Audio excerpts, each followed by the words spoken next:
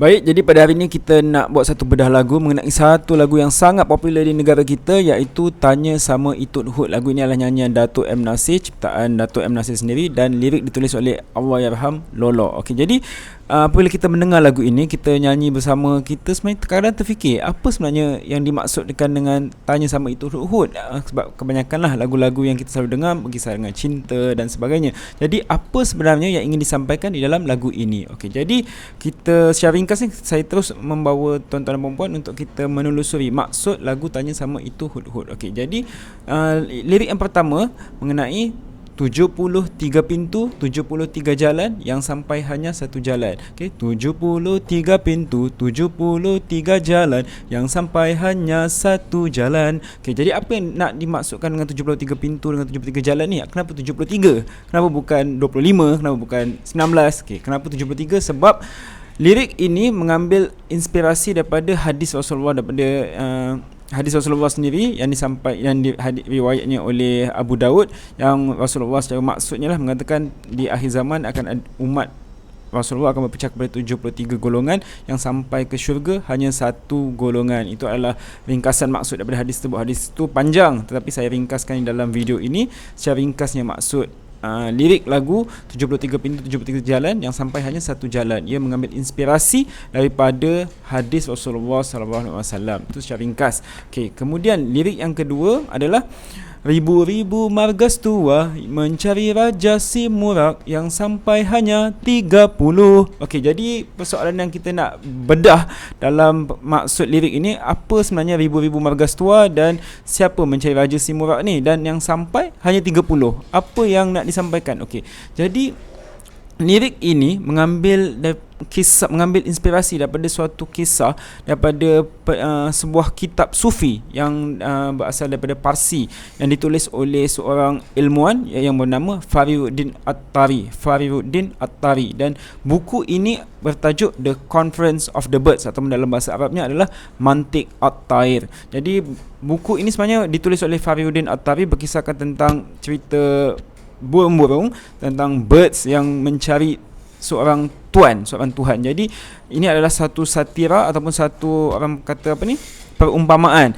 bagaimana dalam kalangan burung itu disamakan bagaimana manusia juga untuk mencari Tuhan, dan diambil inspirasi daripada lagu, daripada buku tersebut, berkisahkan tentang bagaimana beribu burung ingin mencari seorang tuan, yang tuan itu bernama Raja Simurak. Dan itu adalah satu refleksi dalam berbilion manusia yang ada di muka bumi ini, bagaimana kita sebenarnya mencari Tuhan yang satu. Jadi lirik lagu ini mengambil kisah inspirasi daripada buku The Conference of the Bird, tulisan Fariduddin At-Tari. Jadi siapa Fariduddin At-Tari ini? Jadi tuan-tuan dan puan-puan mesti kenal kepada ataupun familiar dengan nama seorang tokoh yang bernama Rumi. Jadi Fariduddin At-Tari itu adalah guru, tok guru kepada Rumi. Jadi bayangkan kalau Rumi itu dah sendiri merupakan insan yang sangat hebat, bagaimana dengan gurunya sendiri, iaitu Fariduddin At-Tari. Jadi itu lirik kedua mengenai Tanya Sama Itu Hud. Kemudian lirik lagunya, oh sang Algojo, oh nanti dulu. Okey, jadi pertama, siapa sang Algojo, apa itu sang Algojo, dan kenapa nanti dulu. Okey, jadi ini adalah mengenai kemungkinan tentang peringatan kepada setiap manusia untuk mengingat kepada kematian. Okey, kenapa saya cerita tentang kematian? Kerana sang Algojo ini Algojo ini adalah satu perkataan ataupun terma bahasa Melayu klasik, bahasa Melayu lama yang diamalkan di Nusantara, di sekitar Malaysia, Singapura, Brunei dan di sekitar Sumatera. Jadi apa maksud sang Algojo? Sang Algojo ini dalam kata bahasa Melayu klasik adalah pencabut nyawa. Jadi boleh kita katakan dalam konteks lagu ini mungkin ingin sampaikan adalah malaikat maut, ataupun memang pencabut nyawa ya ketika hukuman gantung dijalankan. Itu adalah Algojo dalam bahasa Melayu klasik. Jadi kita boleh pakai dua konteks, sama ada memang betul-betul malaikat maut, oh sang Algojo, ataupun memang pencabut nyawa di orang yang menjalankan hukuman gantung sampai mati itu. Jadi kemudian dalam lirik lagu ini, oh sang algojo, oh nanti dulu. Jadi dia sebenarnya sindiran. Apabila contoh, kalau betul lah penulis lirik ini ingin menyampaikan bahawa malaikat maut yang dimaksudkan dalam lagu ini, apabila berkatakan oh malaikat maut, oh nanti dulu, ia hanyalah satu sindiran kepada manusia. Sama ada, bolehkah kita sebenarnya buat satu negotiation, boleh kita tawar-menawar kepada malaikat maut untuk malaikat maut nak cabut nyawa, kita kata nanti dulu. Jadi sebenarnya sindiran untuk kita beringat kepada kematian, bahawa kematian boleh berlaku pada bila masa, boleh berlaku pada hari ini, boleh berlaku esok dan bila-bila. So kita kena sentiasa bersedia.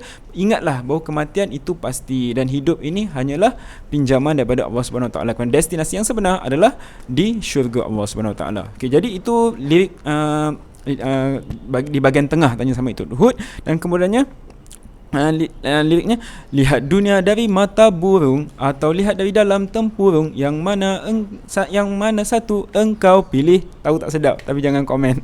Alright, okay, yang disampaikan dalam konteks ini adalah satu peringatan daripada penulis lirik bagaimana sebenarnya lihatlah dunia itu dari mata burung yang lebih luas daripada mata manusia ni. Kalau kita belajar sains pun kita tahu mata burung ni, mata haiwan kebanyakannya yang mempunyai perspektif yang lebih luas. Jadi dia mengajar kita untuk lihatlah dunia dengan lebih luas. Jangan jumut dalam menerima sebarang ilmu, dalam menerima sebarang perbuatan lah untuk kita berbuat kebaikan dan sebagainya. Kemudian dalam kalut ada peraturan mencipta kekalutan, di mana pula kau berdiri di sini. Jadi lirik bahagian lirik ini sebenarnya membuat suatu sindiran kepada masyarakat. Kerana pertama, dalam kalut ada peraturan. Okay, dalam kekalutan tu kita cipta peraturan, untuk kita cipta undang-undang lah, satu set undang-undang untuk objektifnya adalah untuk mengawal selia umat manusia ini. Tetapi di dalam peraturan itu mencipta kekalutan.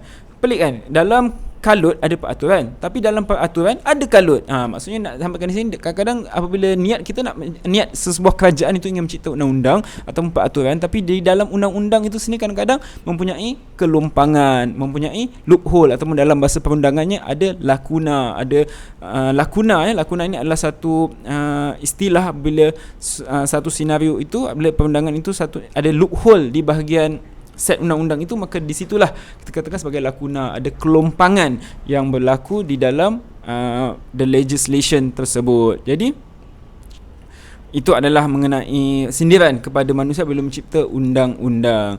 Kemudian, berikanku kesempatan akhir ini untuk menyatakan kalimah sebenar. Okey, jadi saya rasa bila kita dah explore, kita dah bedah lagu ini, saya rasa bila sampai dapat berikan kesempatan akhir ini untuk menyatakan kalimah sebenar adalah satu reminder, adalah satu peringatan yang tegas kepada umat manusia supaya kita sentiasa ada cita-cita, kita sentiasa ada impian untuk kita mengucap dua kalimah syahadah sebelum kita meninggalkan dunia ini. Ini adalah satu peringatan yang sangat-sangat tegas daripada penulis lirik ini kepada semua pendengar lagu ini. Okey, kemudian kepada chorusnya. Tanya sama itu hut lang mensilainku mensikoi, kerana dia yang terbangkan aku kemari. Okey, jadi apa sebenarnya yang disampaikan? Dia macam tak ada kena-mengena kan. Dia pertama hadis, kemudian cerita pasal cerita the Conference of the Bird dan sebagainya, cerita undang-undang, kemudian tanya sama itu Hud. Okey, kenapa tanya sama itu Hud? Okey, kenapa tanya sama itu Hud? Kerana ini adalah satu perlambangan untuk kita mengikuti para rasul, para nabi. Okey, dia sebenarnya adalah satu satira lah untuk kita ingat kepada ilmu para nabi, kerana kisah burung hud-hud ini adalah sangat sinonim dengan kisah Nabi Sulaiman. Okey, jadi menulis lirik di dalam lagu ini cuba untuk membuat peringatan kepada kita untuk tanya sama itu hud lang mensilaiku mensikoi, kerana dia yang terbangkan aku kemari. Jadi setiap kali apabila ada kekalutan, apabila kita tak jumpa jalan, apabila kita dah hilang daripada objektif kita hidup di dunia ini, kita kena kembali kepada ajaran para rasul. Jadi hud-hud yang ingin disampaikan dalam lagu ini hanyalah satu perlambangan, hanyalah satu satira untuk mengingatkan manusia bahawa apabila ada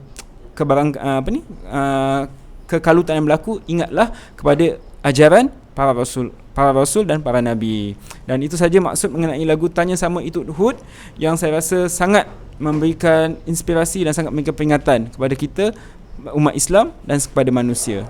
Terima kasih.